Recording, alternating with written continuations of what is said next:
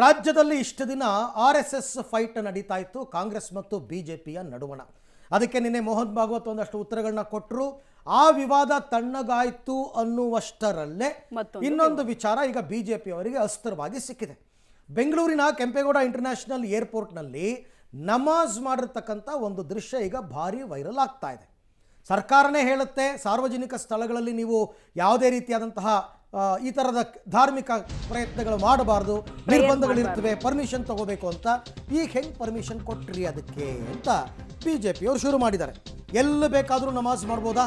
ಹಾಗಾದರೆ ಏರ್ಪೋರ್ಟ್ನಲ್ಲಿ ನಮಾಜ್ ಮಾಡೋದಕ್ಕೆ ಅನುಮತಿ ಕೊಟ್ಟಿದ್ಯಾರು? ಕೆಂಪೇಗೌಡ ಏರ್ಪೋರ್ಟ್ ಟರ್ಮಿನಲ್ 2ನಲ್ಲಿ ನಮಾಜ್ ಮಾಡಿರೋ ಒಂದು ವಿಡಿಯೋ ವೈರಲ್ ಆಗ್ತಾ ಇದೆ. ಅದಕ್ಕೆ ಈಗ ಬಿಜೆಪಿ ಕಿಡಿಕಾರ್ತಾ ಇದೆ. ಸಾರ್ವಜನಿಕ ಸ್ಥಳದಲ್ಲಿ ನಮಾಜ್ ಮಾಡಿರೋದಕ್ಕೆ ಬಿಜೆಪಿಯವರು ಕೆಂಡ. ಸಹಜವಾಗಿ ಇಂಥ ವಿಚಾರಗಳನ್ನೇ ಬಿಜೆಪಿಯವರು ಅತಿ ಹೆಚ್ಚು ಹೈಲೈಟ್ ಮಾಡ್ತಾರೆ.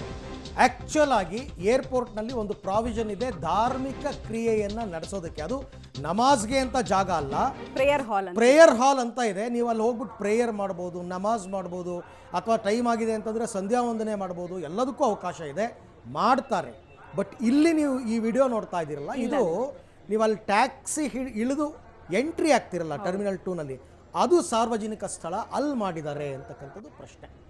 ಅದಕ್ಕೆ ಅಂತಲೇ ಜಾಗ ಇದೆ. ನಿಮಗೆ ಏರ್ಪೋರ್ಟ್ನಲ್ಲಿ ಸ್ಮೋಕಿಂಗ್ ಝೋನ್ ಅಂತ ಇದೆ, ಸ್ಮೋಕ್ ಮಾಡೋದಕ್ಕೂ ಒಂದು ಅವಕಾಶ ಮಾಡಿಕೊಟ್ಟಿದ್ದಾರೆ ಜಾಗ. ಪ್ರೇಯರ್ ಹಾಲ್ ಅಂತ ಇದೆ, ಪ್ರೇಯರ್ ಮಾಡೋದಕ್ಕೆ ಅವಕಾಶ ಕೊಟ್ಟಿದ್ದಾರೆ. ಇಂಟರ್ನ್ಯಾಷನಲ್ ಫ್ಲೈಟ್ ಕ್ಯಾಚ್ ಮಾಡಬೇಕಾದ್ರೆ ನೀವು 3 ರಿಂದ 4 ಗಂಟೆ ಅರ್ಲಿಯರ್ ಆಗಿ ಏರ್ಪೋರ್ಟ್ಗೆ ಹೋಗಿರಬೇಕಾಗುತ್ತೆ. 5 ದಿನಕ್ಕೆ 5 ಸರ್ತಿ ನಮಾಜ್ ಮಾಡ್ತಾರೆ. ಆ ಟೈಮ್ ಬಂದಾಗ ಹೋಗಿ ಮಾಡ್ಕೊಳ್ಳಿ ಅಂತ ಒಂದು ಪ್ರಾವಿಷನ್ ಕೊಟ್ಟಿದ್ದಾರೆ. ಅಲ್ಲೇ ಮಾಡಿದರೆ ತಪ್ಪಿಲ್ಲ. ಬಟ್ ಇದು ಸಾರ್ವಜನಿಕ ಪ್ರದೇಶದಲ್ಲಿ ಮಾಡಿದ್ದಾರೆ ಅಂತಕ್ಕಂಥದ್ದು ಬಿಜೆಪಿಯ ಆರೋಪ. ಆ್ಯಂಡ್ ಇದಕ್ಕೆ ನೇರವಾಗಿ ಉತ್ತರ ಕೊಡಬೇಕಾಗಿರ್ತಕ್ಕಂಥದ್ದು ಏರ್ಪೋರ್ಟ್ ಅಥಾರಿಟಿಯವರು ಉತ್ತರ ಕೊಡಬೇಕು. ಜೊತೆಗೆ ಆಮೇಲಿಂದ ಬೇಕಾದರೆ ಸರ್ಕಾರದ ವತಿಯಿಂದಲೂ ಕೂಡ ಉತ್ತರ ಸಿಗಬಹುದು.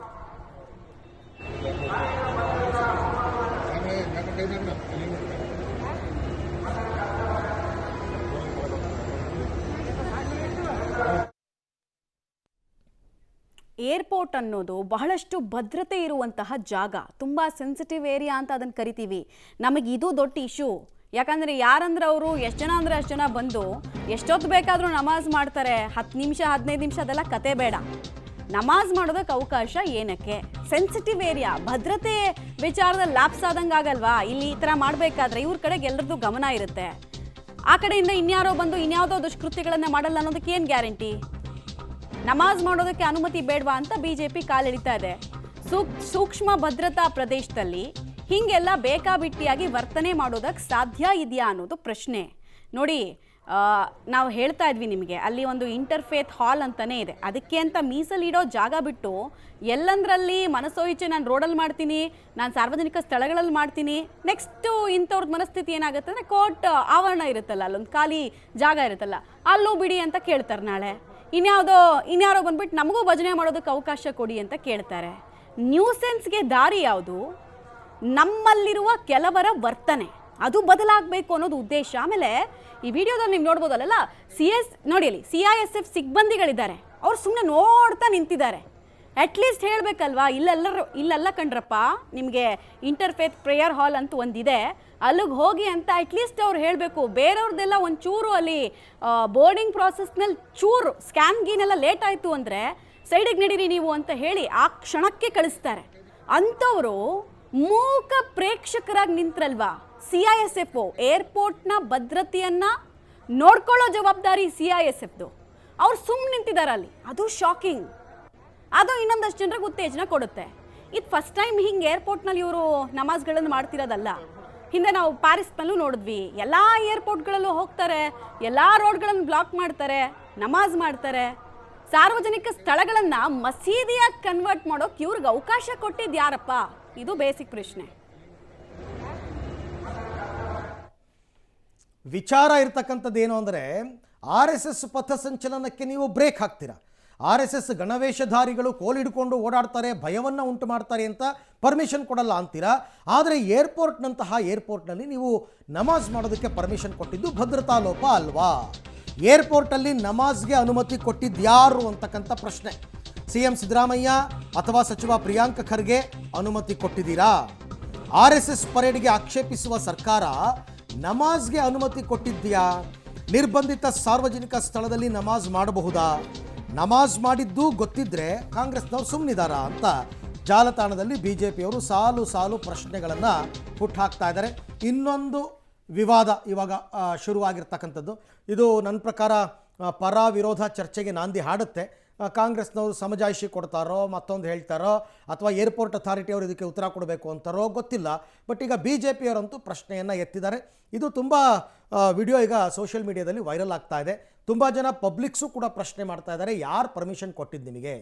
ಏನಾದರೂ ಭದ್ರತಾ ಲೋಪ ಆಯಿತು ಅಂತಂದರೆ ಯಾರು ಜವಾಬ್ದಾರಿ? ಆಮೇಲೆ ಹಿಂಗೆ ಇವ್ರನ್ನ ಯಾಕೆ ಸ್ಪೆಷಲ್ ಆಗಿ ಟ್ರೀಟ್ ಮಾಡಬೇಕು, ಯಾಕೆ ಮಾಡಬೇಕು ಅಂತ ನಾಳೆ ರನ್ವೇನಲ್ಲಿ ನಿಲ್ಲಿಸ್ಬೇಕು ಅನ್ಸುತ್ತೆ ನನಗೆ. ನಾನು ಹೋಗ್ಬಿಟ್ಟು ಅಲ್ಲಿ ಭಜನೆ ಮಾಡ್ತೀನಿ ಅಂದ್ರೆ ಬಿಡ್ತಾರಾ? ಅದಕ್ಕೆ ಅಂತಲೇ ಜಾಗ ಕೊಟ್ಟಿರ್ತಕ್ಕಂಥದ್ದು ಕಡೆ ಹೋಗಿ ಅಲ್ಲಿ ಮಾಡಿ, ಯಾರು ಬೇಡ ಅಂತ ಹೇಳಲ್ಲ. ಪ್ರೇಯರ್ ಹಾಲ್ ನಿಮಗೋಸ್ಕರನೇ ಇದೆ. ಅಲ್ಲಿ ಬಿಟ್ಟು ನೀವು ಬೇಕು ಅಂತ ಖ್ಯಾತೆ ತೆಗಿಬೇಕು ಅಂತ ಹೀಗೆ ಮಾಡಿದ್ರ? ಈ ಪ್ರಶ್ನೆಗಳು ಸಹಜವಾಗಿ ಉದ್ಭವ ಆಗುತ್ತೆ. ಈ ಎಲ್ಲ ವಿಚಾರಕ್ಕೆ ಸಂಬಂಧಪಟ್ಟಂತೆ ಮತ್ತಷ್ಟು ಮಾಹಿತಿ ನನ್ನ ಕೊಲೀಗ್ ಮಾದೇಶ್ ಅವರಿಂದ ಪಡ್ಕೊಳ್ಳೋಣ. ಮಾದೇಶ್, ಆ್ಯಕ್ಚುಲಿ ಏರ್ಪೋರ್ಟ್ನಲ್ಲಿ ಪ್ರೇಯರ್ ಹಾಲ್ ಅಂತಲೇ ಒಂದಿದೆ. ಅಲ್ಲಿ ಹೋಗ್ಬಿಟ್ಟು ಯಾವುದೇ ಧರ್ಮದವ್ರು ಬೇಕಾದರೂ ಪ್ರೇಯರ್ ಮಾಡಬಹುದು. ಆದರೆ ಇವ್ರು ಮಾಡಿರ್ತಕ್ಕಂಥದ್ದು ಅದಲ್ಲ, ಸಾರ್ವಜನಿಕ ಸ್ಥಳದಲ್ಲಿ ಮಾಡಿದ್ದಾರೆ. ಇದಕ್ಕೆ ಯಾರು ಅನುಮತಿ ಕೊಟ್ಟರು? ಭದ್ರತಾ ಲೋಪ ಅಲ್ವಾ? CSF ಅವರು ಏನೂ ಮಾಡೋಕ್ಕಾಗಿಲ್ಲ, ಅವರು ಸುಮ್ಮನೆ ನಿಂತಿದ್ದಾರೆ ನೋಡಿಕೊಂಡು. ಹಾಗಾದರೆ ಇದಕ್ಕೆ ಪರ್ಮಿಷನ್ ಕೊಟ್ಟವ್ರು ಯಾರು? ಉತ್ತರದಾಯಿತ್ವ ಯಾರದ್ದು? ಅರವಿಂದ, ಇದೇ ಈಗ ಪ್ರಶ್ನೆ ಮತ್ತೆ ಚರ್ಚೆ ಆಗ್ತಾ ಇರುವಂಥ ವಿಚಾರ. ಯಾರು ಕೊಟ್ಟರು ಇವರಿಗೆ ಪರ್ಮಿಷನ್ ಅಂತ? ಅಂದರೆ ಈಗ ನಿಮಗೆ ಪ್ರಾರ್ಥನೆ ಮಾಡೋದಕ್ಕೋ ಅಥವಾ ನೀವು ನಮಾಜ್ ಮಾಡೋದಕ್ಕೋ ಏನಾದರೂ ಮಾಡಿ ನೀವು ಒಂದು ಸ್ಪಷ್ಟವಾದಂಥ ಜಾಗ, ಅಂದರೆ ನಿರ್ದಿಷ್ಟವಾದಂಥ ಜಾಗ ಅಂತ ಇರುತ್ತೆ, ಅದನ್ನು ವ್ಯವಸ್ಥೆ ಮಾಡಿಕೊಟ್ಟಿದ್ದೀವಿ. ಆದರೂ ಕೂಡ ಇಲ್ಲಿ ಯಾಕೆ ಮಾಡಿದ್ರು ಅಂತ ಅಂದರೆ ಅಲ್ಲಿ ಸಿಬ್ಬಂದಿಗಳು ಕೂಡ, ಭದ್ರತಾ ಸಿಬ್ಬಂದಿಗಳು ಸುಮ್ಮನೆ ನೋಡ್ತಾ ನಿಂತಿರ್ತಾರೆ. ಜೊತೆಗೆ ಈ ಏರ್ಪೋರ್ಟ್ನ ಅಥಾರಿಟಿ ಅವರು ಹೇಗೆ ಪರ್ಮಿಷನ್ ಕೊಟ್ಟರು ಅನ್ನುವಂಥದ್ದೇ ಗೊತ್ತಾಗ್ತಾ ಇಲ್ಲ. ಜನ ಕೂಡ ಅಲ್ಲಿ ಒಂದು ರೀತಿ ಎಲ್ಲರೂ, ಅಂದರೆ ವಿಡಿಯೋವನ್ನು ಗಮನಿಸ್ಬೋದು, ಎಲ್ಲರೂ ಆ ಕಡೆ ನೋಡ್ತಿರ್ತಾರೆ. ಅಂದರೆ ಅವ್ರಿಗೆಲ್ಲರೂ ಕೂಡ ಆಶ್ಚರ್ಯ, ಏನಾಗ್ತಿದೆ ಇಲ್ಲಿ ಅನ್ನೋ ಥರದ್ದು. ಅಂದರೆ ನಮಾಜ್ ಮಾತ್ರ ಅಲ್ಲ, ಯಾವುದೇ ರೀತಿಯಾದಂಥ ಈ ಥರದ್ದೊಂದು ಗುಂಪು ಸೇರಿಕೊಂಡು ಭಜನೆ ಮಾಡೋದಾಗಲಿ ಅಥವಾ ನಮಾಜ್ ಮಾಡೋದಾಗಲಿ ಯಾರು ಕೂಡ ಮಾಡಬಾರ್ದು. ಯಾಕಂದರೆ ಅದು ತುಂಬ ಸೂಕ್ಷ್ಮವಾದಂಥ ಪ್ರದೇಶ. ಅಂಥ ಸೂಕ್ಷ್ಮವಾದಂಥ ಪ್ರದೇಶದಲ್ಲಿ ನಮಾಜ್ ಮಾಡ್ತಾರೆ, ನಮಾಜ್ ಮಾಡೋದಕ್ಕೆ ಅವಕಾಶ ಸಿಕ್ಕಿದೆ. ಇದು ನಿಜಕ್ಕೂ ಕೂಡ ಯಾರು, ಅಂದರೆ ಯಾರು ಸಂಬಂಧಪಟ್ಟಂಥ ಅಧಿಕಾರಿಗಳು ಇದಕ್ಕೆ ಉತ್ತರವನ್ನು ಕೊಡಲೇಬೇಕಾಗತ್ತೆ. ಜೊತೆಗೆ ಈಗ BJP ಕಾಂಗ್ರೆಸ್ನ ಕಾಲೆಳೆಯುವಂಥ ಕೆಲಸ ಕೂಡ ಮಾಡ್ತಾ ಇರುವಂಥದ್ದು ಏನಂದರೆ, ನೀವು ಏನು RSSನ ಪಥಸಂಚಲನಕ್ಕೆ ಅವಕಾಶವನ್ನು ಕೊಡೋದಿಲ್ಲ, ಏನೇನೋ ಕಾರಣಗಳನ್ನು ಕೊಡ್ತೀರಿ, ಪರ್ಮಿಷನ್ ತೊಗೊಬೇಕು ಅಂತೀರಿ, ವಿಚಿತ್ರವಾಗೆಲ್ಲ ನಡ್ಕೊಳ್ತೀರಿ. ಆದರೆ ಈ ರೀತಿಯಾಗಿ ತುಂಬ ಸೂಕ್ಷ್ಮವಾದಂಥ ಪ್ರದೇಶ, ತುಂಬ ಭದ್ರತೆ ಇರುವಂಥ ಪ್ರದೇಶದಲ್ಲಿ ಏರ್ಪೋರ್ಟ್ನಲ್ಲಿ ಈ ರೀತಿಯಾಗಿ ನಮಾಜ್ ಮಾಡುತ್ತೆ ಒಂದು ಗುಂಪು ಅಂದರೆ ಯಾರು? ನೀವೇ ಏನಾದರೂ ಪರ್ಮಿಷನ್ ಕೊಟ್ಟಿದ್ದೀರಾ ಸಿದ್ದರಾಮಯ್ಯನವರೇ ಅಥವಾ ಪ್ರಿಯಾಂಕ್ ಖರ್ಗೆ ಅವರೇ ಅನ್ನುವಂಥ ಪ್ರಶ್ನೆಯನ್ನು ಮಾಡ್ತಿದ್ದಾರೆ. ಜೊತೆಗೆ ಸಾರ್ವಜನಿಕರು ಕೂಡ ಇದನ್ನು ಪ್ರಶ್ನೆ ಮಾಡ್ತಾ ಇದ್ದಾರೆ. ಅಂದರೆ ಏನಾದರೂ ಅನಾಹುತ ಆದರೆ, ಏನಾದರೂ ಸಮಸ್ಯೆಗಳಾದರೆ ಅದಕ್ಕೆ ಯಾರು ಹೊಣೆಗಾರರು ಅನ್ನುವಂಥ ಪ್ರಶ್ನೆಯನ್ನು ಅವರು ಮಾಡ್ತಾ ಇರುವಂಥದ್ದು. ಯಾಕಂದರೆ ಇದಕ್ಕೆ ಉತ್ತರವನ್ನು ಏರ್ಪೋರ್ಟ್ನ ಅಥಾರಿಟಿ ಅವರು ಕೊಡಬೇಕು. ಜೊತೆಗೆ CM ಸಿದ್ದರಾಮಯ್ಯನವರು ಕೂಡ ಇದಕ್ಕೆ ಉತ್ತರವನ್ನು ಕೊಡಬೇಕಾಗುತ್ತೆ. ಅಂದರೆ ಈ ರೀತಿಯಾಗಿ ಯಾವುದೇ ರೀತಿ ಅಂತ ಅಂದರೆ ನಮ್ಮನ್ನು ಯಾರು ಕೇಳಲ್ಲ ಅನ್ನೋ ಥರದ ಮನಸ್ಥಿತಿಗೆ ಜನ ಬಂದು ಒಂದು ಕಡೆ ನಿಂತು ಈ ರೀತಿಯಾಗಿ ಗುಂಪು ಸೇರಿಕೊಂಡು ಬೇರೆಯವರಿಗೆ ಸಮಸ್ಯೆ ಮಾಡುವಂಥದ್ದು ಎಷ್ಟು ಸರಿ ಅಂತ ಅಂದರೆ, ಪ್ರಾರ್ಥನೆ ಮಾಡಿ, ಆದರೆ ನಮಾಜು ಮಾಡಿ, ಆದರೆ ಯಾರಿಗೂ ಸಮಸ್ಯೆ ಇಲ್ಲ. ಆದರೆ ಎಲ್ಲಿ ಮಾಡಬೇಕು, ನಿರ್ದಿಷ್ಟವಂಥ ಪ್ರದೇಶಗಳಲ್ಲಿ ಮಾಡಬೇಕು, ಅದನ್ನು ಕಲ್ಪಿಸಿದ್ರು ಕೂಡ ಇವರು ಏಕಾಏಕಿ ಈ ರೀತಿಯಾಗಿ ಏರ್ಪೋರ್ಟ್ನ ಟರ್ಮಿನಲ್ 2ನಲ್ಲಿ ನಿಂತ್ಕೊಂಡು ಈ ರೀತಿಯಾಗಿ ನಮಾಜು ಮಾಡಿದ್ದು ಒಂದು ರೀತಿ ಚರ್ಚೆಗೆ ಗ್ರಾಸ ಆಗಿದೆ.